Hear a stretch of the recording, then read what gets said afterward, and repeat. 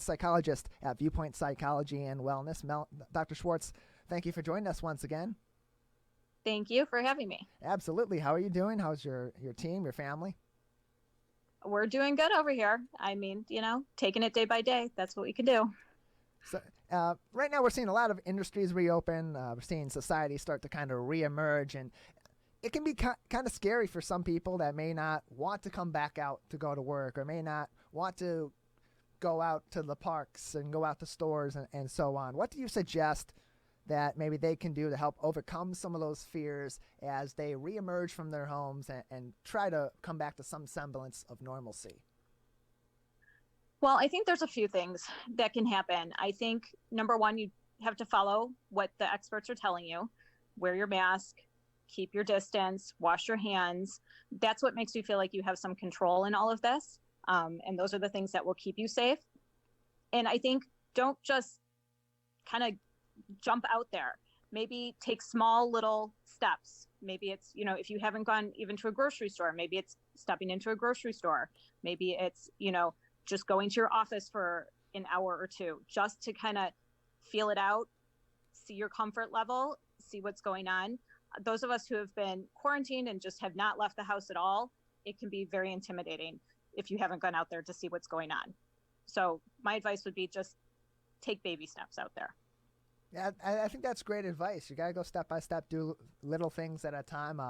I've been going pretty much through this entire process from my home and into the office, and occasionally just to the stores. But even initially, it was tough. And on the weekends, I would have to go out and run errands and go grocery shopping and that kind of thing. And it's tough psychologically to Yes. get yourself to the point where you're comfortable making those baby steps, and then you got to just kind of find a time that's comfortable for you. And does that vary person to person? Is there a set kind of guideline with that? I think it depends on your level of anxiety about it. Obviously, some people are more at the extreme ends of this and have a lot more anxiety and fear of germs and things like that. Those people, you have to take it very, very slow. Whereas some people are much more comfortable going to the stores right now, or going to their office, or, going to get gas, or going for walks. So it really just depends on your level of anxiety about this.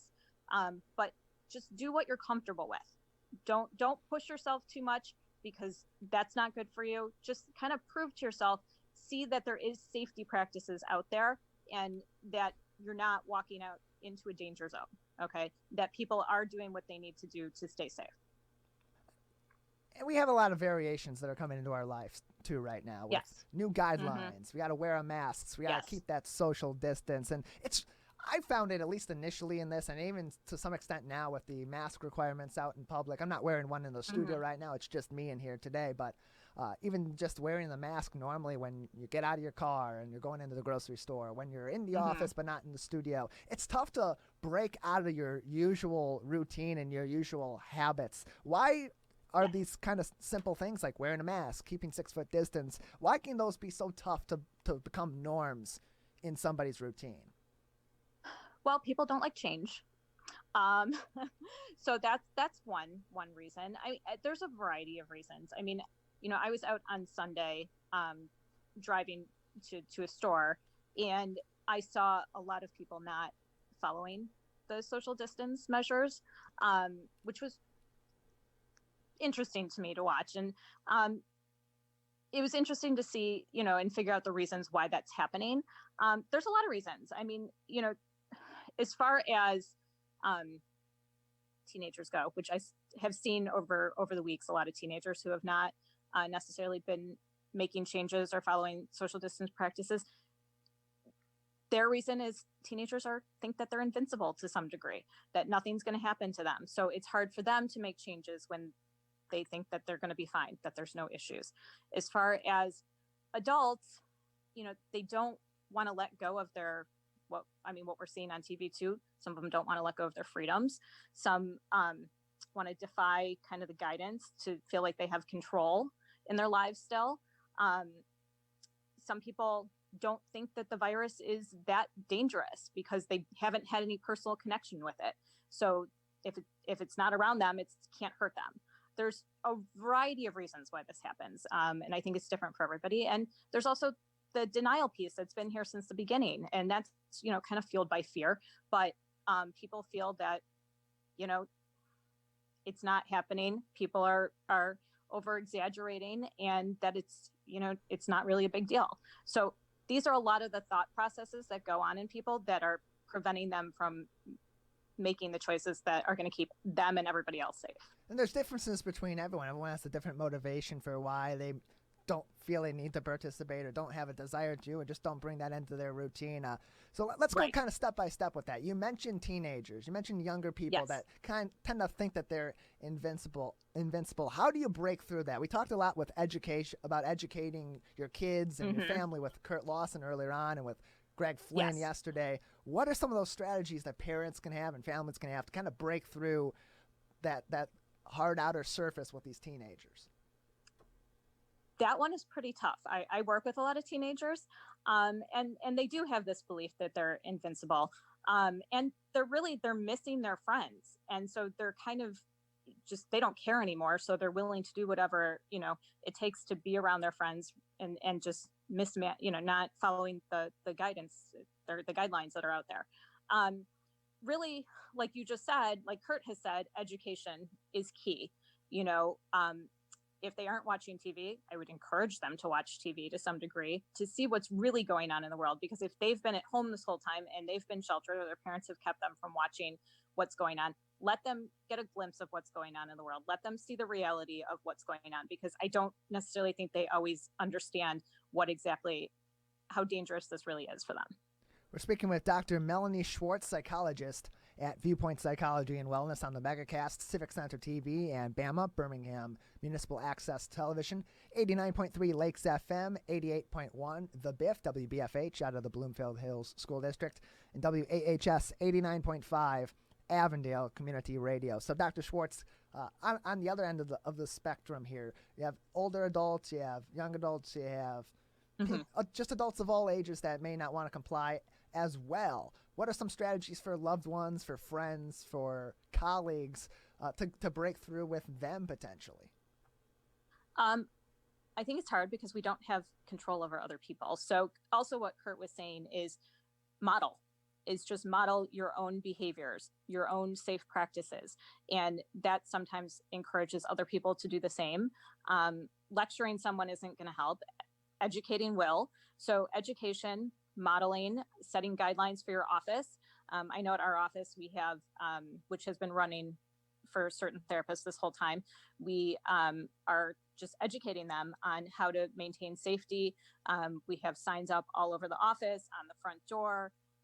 We've adjusted procedures, and we just keep everyone up to date as the guidelines change and what's going to keep everyone safe. And so I think it's just a matter of educating and modeling.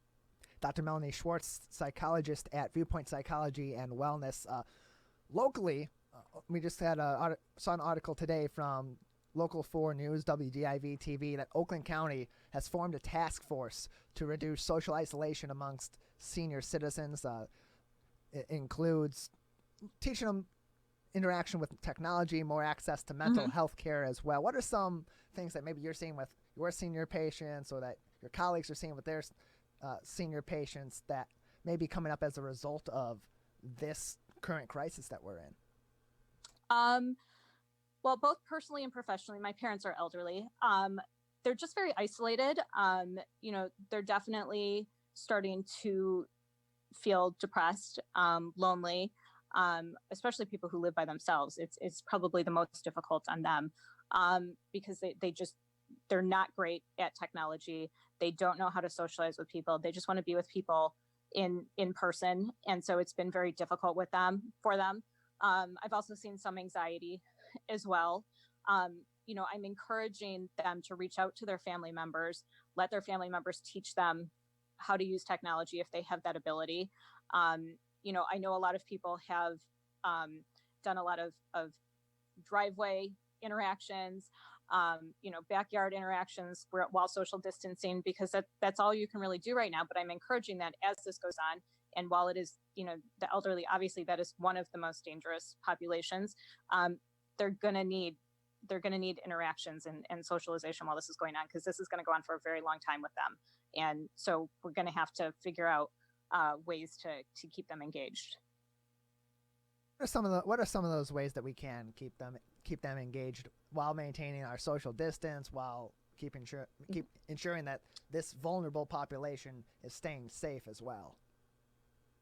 I think that, it's amazing to me. I've actually, with my family members to some degree, we have really educated them on how to do FaceTime calls, or how to do a Zoom call, or how to do even a Facebook group. We've taught them, we're teaching them, because we have to teach them how to use technology, since that's really the safest way for them to engage with others right now, so that they can do it with each other, with their friends, with their families. I know a lot of people are doing errands for the elderly right now, myself included. I'm doing all of the shopping for my parents. So, when I'm dropping off groceries and things like that, I'll stand on the driveway and talk to them for a period of time, just to get them to have someone to talk to face from a distance. I also think that encouraging them to reach out to each other just on the phone more than they normally do, because it's that important for them right now. And to just realize that this is just right now. It's not forever. It's not enjoyable for them, but we're going to get past this just like we get through everything else, and just to keep them in a hopeful state. It isn't forever, and we are going to get through this. It's a long process. It's a tough process for everybody, and we just need to be there for each other. So before I let you go, Dr. Melanie Schwartz from Viewpoint Psychology and Wellness, anything else that we should be aware of that maybe is popping up, different psychological issues or problems that we might be facing in the coming weeks that we can prepare for in some way and get ourselves out in front of? I think, and I think I said this last time I was on, is be proactive about this.